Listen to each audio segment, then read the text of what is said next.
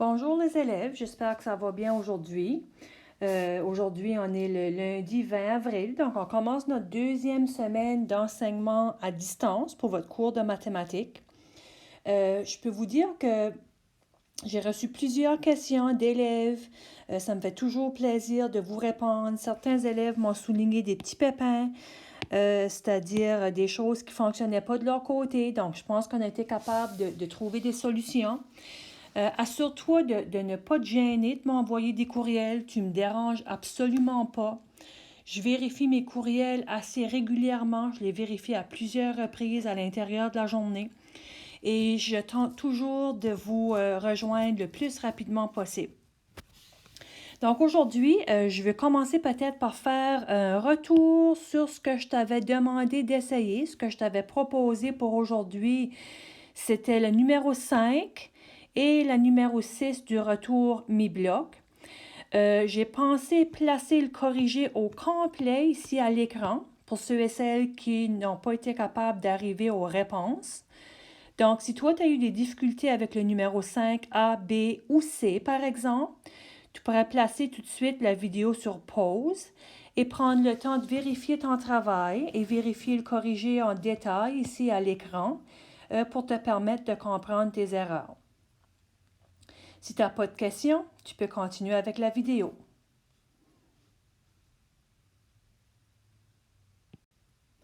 Maintenant, vous voyez ici pour la prochaine partie, c'est encore le suivi sur le retour du mi-bloc.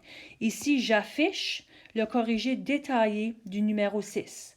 Ça fait encore là, si tu as besoin de t'arrêter, de mettre la vidéo sur pause, tu peux le faire pour que tu puisses examiner et mieux comprendre tes erreurs.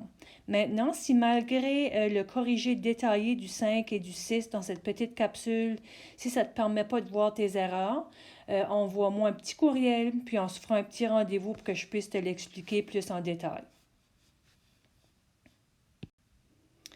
Maintenant, c'est le temps de passer aux notes. Je vous dirais qu'on a presque fini avec les notes du bloc 3. Donc là, pour ceux et celles là, qui aiment de prendre en note les notes, vous pourriez sortir vos notes du bloc 3.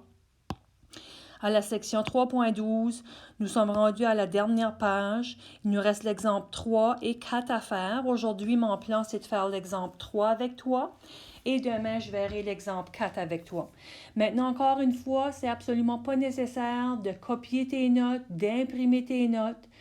Oublie pas que je t'avais placé en document joint la semaine dernière le paquet du bloc 3 avec les notes déjà toutes remplies. Donc, tu peux toujours visualiser ça à l'écran. Ou tu peux tout simplement choisir de suivre la capsule vidéo autant que ça te convient. Donc ici à l'exemple 3, on dit le numéro des acrobates sur vélo est un classique du cirque. 15 acrobates qui pèsent 50 kg font une pyramide sur un vélo d'un poids de 25 kg. Donc, si on s'arrête sur ces morceaux ici, là, chaque acrobate pèse 50 kg, font une pyramide sur un vélo d'un poids de 25 kg. Donc, le vélo a un poids de 25 kg, tandis que chaque acrobate a un poids de 50 kg.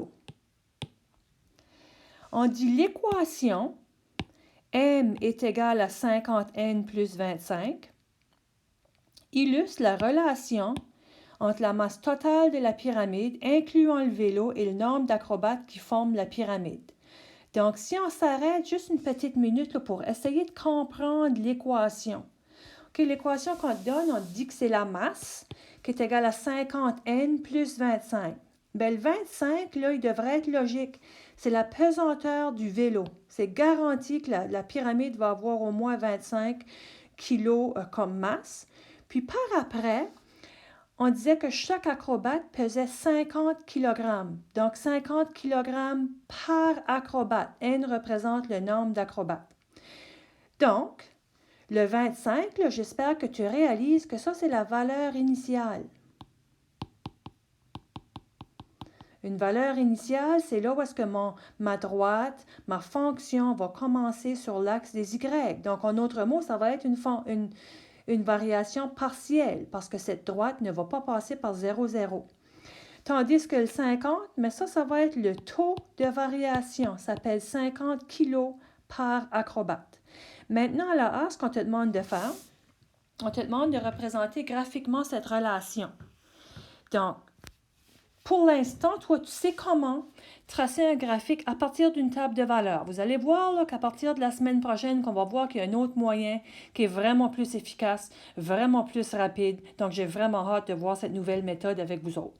Mais dans ce cas-ci, on doit tracer une table de valeurs. Donc, j'ai besoin de me placer des valeurs pour l'axe des X et des valeurs pour l'axe des Y. Donc, si on commence avec un X de 0, c'est-à-dire avec 0 acrobates, si j'ai 0 acrobates, je vais faire, n'oubliez pas là, que mon équation, c'est 50 fois le nombre d'acrobates plus 25.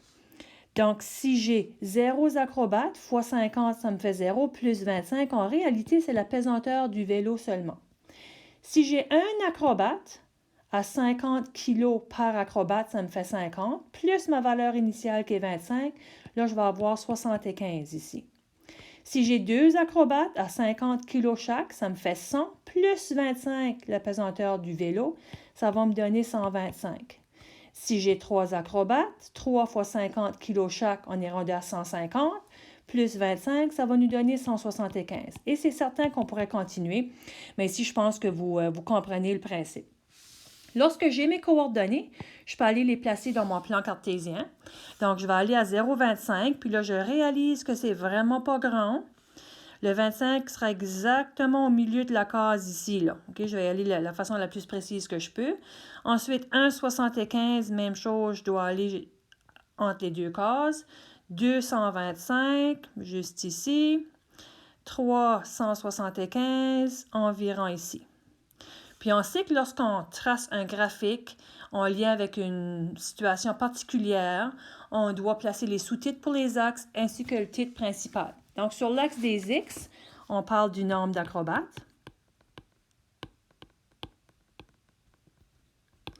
Sur l'axe des Y, on parle de la masse de la pyramide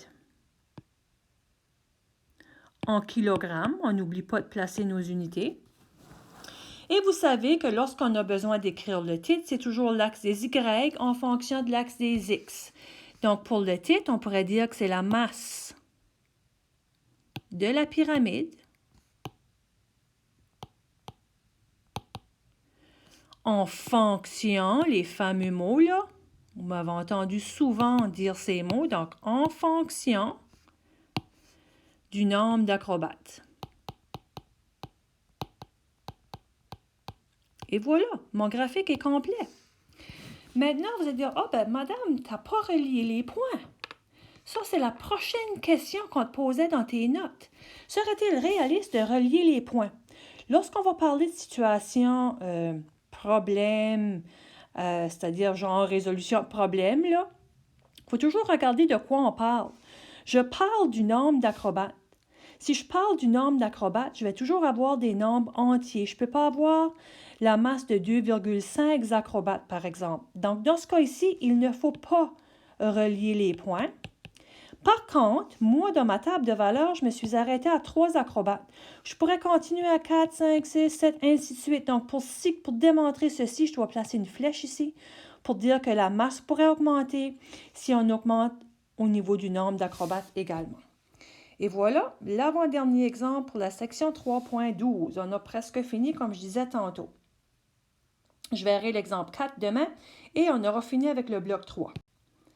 Maintenant, pour demain, tu auras vu dans la page web, dans mon wiki, n'oubliez pas d'aller voir dans le wiki à chaque jour. Tu auras vu dans le wiki que je te propose pour demain de continuer avec le retour du mi-bloc 3, puis d'essayer le numéro 7AB. Ça va compléter ce qu'on va faire sur le retour. À partir de demain, je vais te proposer des activités, des exercices qui seront en lien avec la section 3.12 parce que là, finalement, on aura fini la section 3.12 par demain. Donc, à demain. Je te souhaite une merveilleuse journée. Assure-toi de prendre un peu de temps pour toi pour te changer les idées. Bye bye!